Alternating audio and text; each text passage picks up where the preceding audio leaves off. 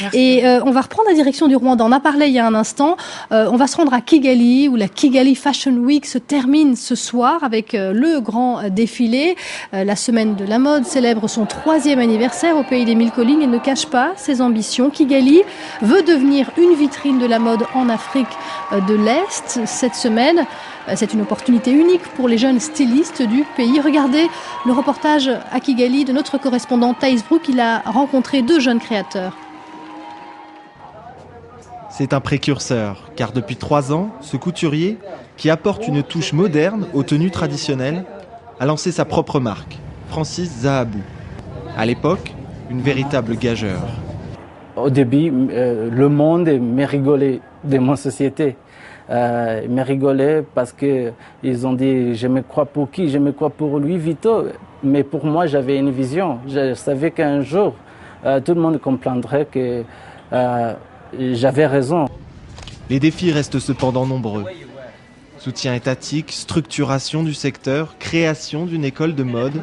Cette jeune créatrice, qui tire son inspiration des femmes modernes et émancipées, y croit néanmoins.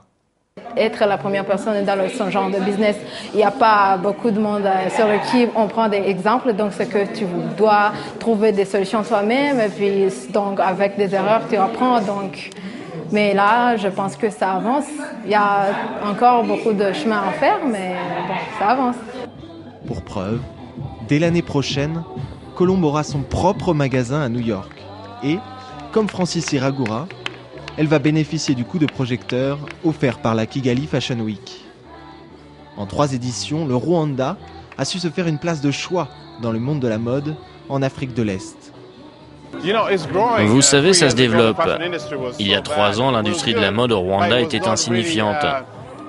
Ça allait à peu près, mais bon, il n'y avait pas l'énergie que nous avons maintenant. Maintenant, ça se développe vraiment depuis 3 ans. Il y a beaucoup d'améliorations. Nous avons plus de partenaires dans le monde et ici à Kigali.